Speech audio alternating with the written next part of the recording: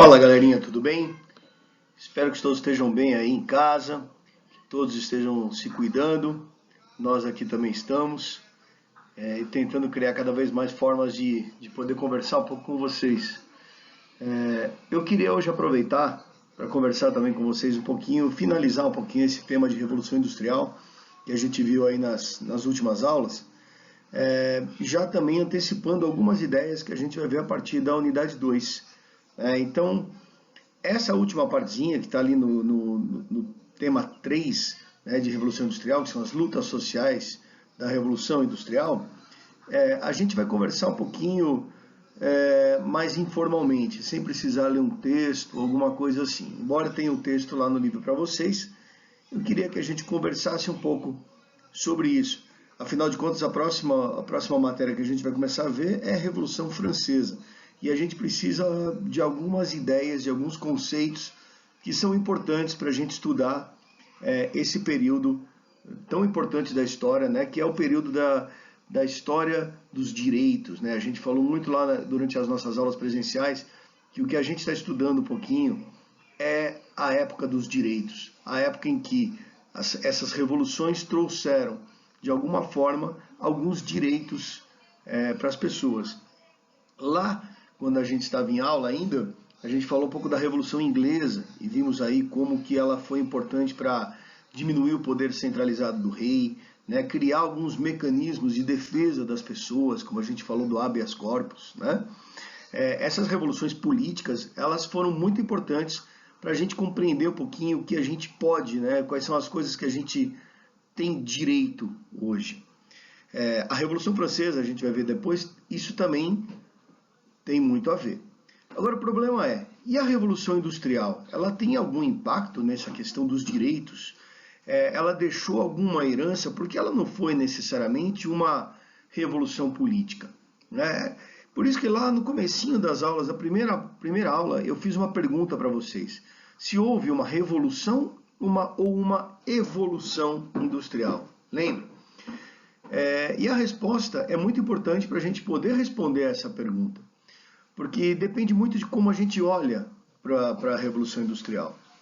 Se a gente olhar para ela como um desenvolvimento tecnológico, como a gente viu, por exemplo, no texto 1, onde a gente apontou principalmente as inovações, as invenções feitas durante a época, vimos lá o James Watt inventando a máquina a vapor, aquela coisa toda, é evidente que a gente fala que foi uma evolução, porque ela houve de fato um desenvolvimento tecnológico que possibilitou aumentar a produção, desenvolver uma maior racionalização do trabalho, né, como a gente viu. O problema é que essa evolução tecnológica gerou alguns impactos sociais. E a gente viu isso quando a gente destacou aí nas últimas aulas a questão da divisão do trabalho, a questão principalmente da exploração da mão de obra e como a formação dessa classe social chamada de proletariado, classe operária, acabou de certa forma criando problemas sociais, econômicos e até ambientais, né? Todos derivados aí da Revolução. A gente consegue perceber isso hoje tranquilamente, basta você olhar aqui para fora pela janela e perceber como que a era industrial deixou para a gente problemas, né, desigualdade social, né, problemas como poluição. Isso tudo vai fazer com que a gente reflita a respeito dos nossos direitos. E lá no finalzinho do livro de vocês, existe uma questão que se fala, que é a questão das lutas sociais. Como é que essa classe de trabalhadores que se forma na era industrial começa a reivindicar direitos, começa a exigir direitos. Quando a gente pensa nisso, hoje principalmente, né, a gente pensa em um grupo social que está insatisfeito com o governo, com alguma coisa assim, querendo reivindicar um direito, a gente sempre pensa em greves, né, em movimentos sociais de passeatas, pessoas que vão às ruas, né, se organizar e mostrar que são grandes, que são numerosas. Evidente que essa é a forma que a gente vai aprender a reivindicar esses direitos, mas nem sempre foi assim. É isso que a gente precisa entender, que essa classe trabalhadora, né, a classe operária da era industrial, ela precisou aprender a reivindicar direitos, né? E qual é o principal direito, qual é a principal ideia que vai começar a fluir a partir do século XVII, início do século XVIII, né? Em todas esses grandes eventos, como essas revoluções burguesas? É a ideia de liberdade. Então a gente vai ver daqui a pouco, eu já estou dando esse spoilerzinho, que quando a gente chegar na unidade 2, a primeira coisa que a gente vai ter que estudar um pouquinho é o pensamento liberal. É a ideia do que é o liberalismo como princípio, como um fundamento. A Revolução Industrial, a Revolução Inglesa, a Revolução Francesa, a independência dos Estados Unidos vão trazer para a gente essa preocupação de discutir qual é a nossa liberdade. Nós somos livres para quê? Eu deixei um quadrinho aqui para vocês pensarem nisso e tentarem entender um pouquinho o que é essa palavra liberalismo, né? É uma doutrina baseada na defesa das liberdades individuais e na superioridade do indivíduo sobre o Estado. Então, toda vez que a gente pensa que nós, como seres humanos, como indivíduos, temos algumas garantias, né, que nenhum Estado, nenhum poder pode exercer sobre a gente, isso é liberalismo. E a gente pode destacar em 3 partes aqui, ó. O liberalismo político, que é a rejeição de toda e qualquer arbitrariedade política. A Revolução Francesa, a Revolução Inglesa, elas foram politicamente liberais. O liberalismo econômico, que é aquela rejeição às intervenções do Estado na economia, quando as pessoas, principalmente ligadas ao Adam Smith, né, que a gente viu o texto ali sobre a fábrica, né, do Adam Smith, toda vez que a gente defende a livre iniciativa, a livre concorrência, né, os princípios, né, de equilíbrio econômico, nós estamos dentro de um campo chamado liberalismo econômico. E temos até o que a gente chama hoje de liberalismo ético, que é a rejeição a toda e qualquer usurpação das liberdades individuais, né?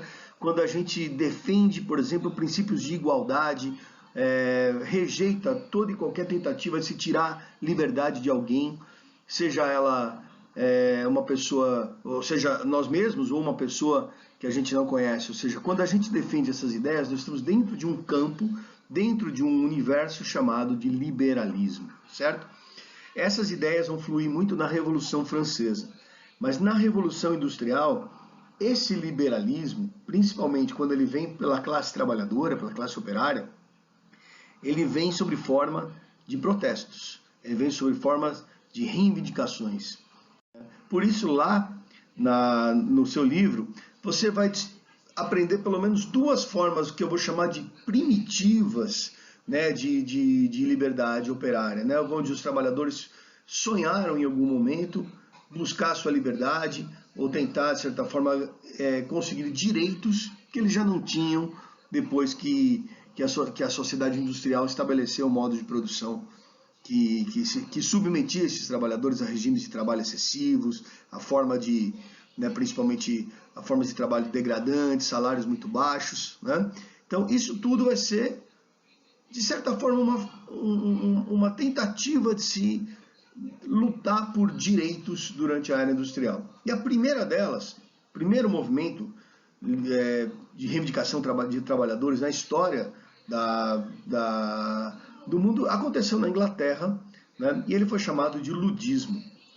Ludismo, ou o movimento ludita, é um movimento que surgiu por volta de 1811 nas fábricas inglesas, principalmente nas fábricas de tecidos na Inglaterra. O nome ludismo tem a ver com um suposto líder desse movimento, chamado Ned Ludd.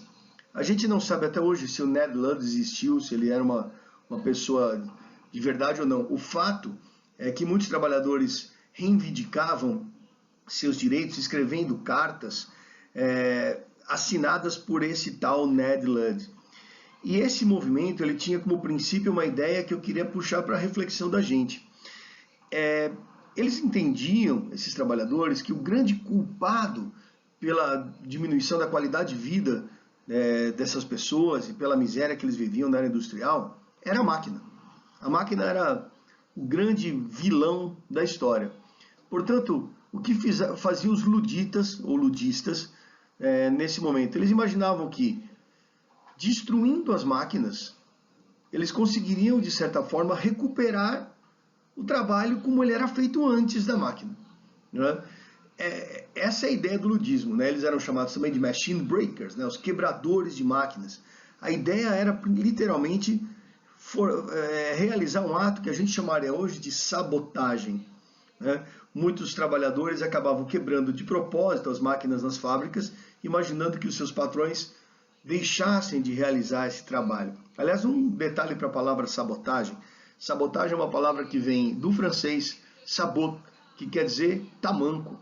Você imagina? Então, por que a palavra sabotagem existe? Porque muitas vezes esses trabalhadores jogavam um tamanco de madeira, por exemplo, dentro das engrenagens da máquina, com o objetivo de quebrá-la de propósito.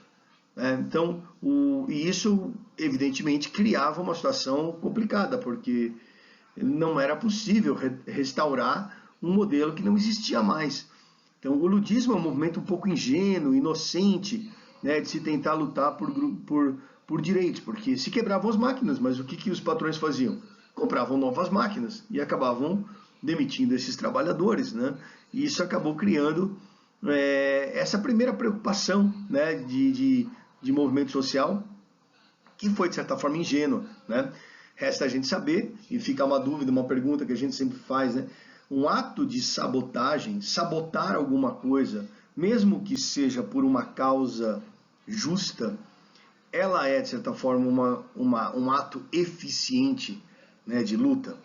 Essa é a explicação que se dá, ou pelo menos a reflexão que nos traz os grupos luditas do século XIX.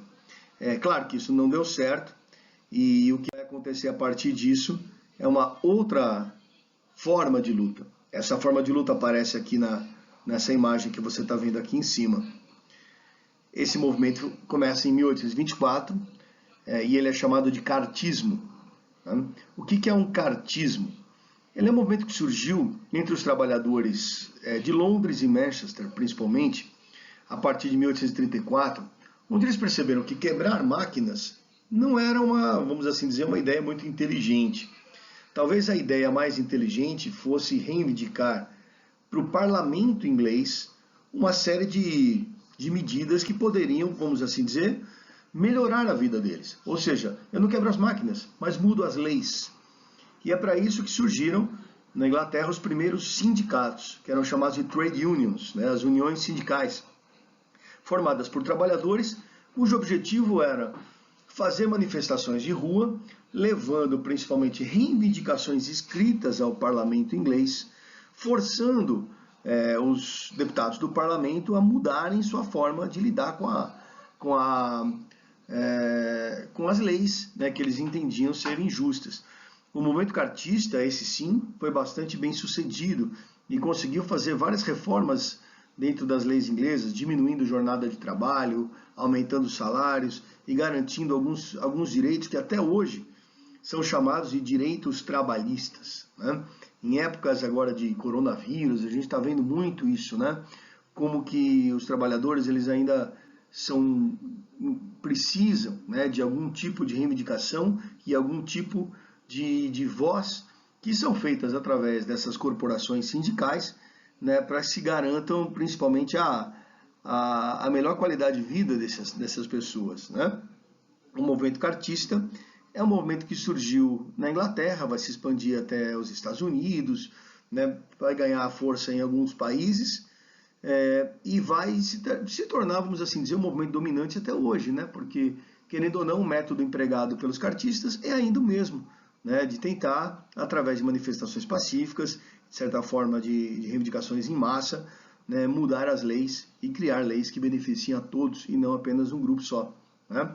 Então, essa última aulinha, eu gostaria mais de deixar essa conversa mesmo com vocês, não deixar uma lição, uma atividade, né, que fosse mais complexa, né, para isso, mais a gente pensar mesmo como isso foi feito, porque na França, como a gente vai ver nas próximas aulas, isso não vai ser assim. E a Revolução Francesa vai culminar com um movimento extremamente violento, né, bastante violento, num país que ainda respirava áreas de feudalismo. Né? Então, com isso a gente percebe um pouco como a Revolução Inglesa e a Revolução Industrial anteciparam, de certa forma, o desenvolvimento do capitalismo na Inglaterra.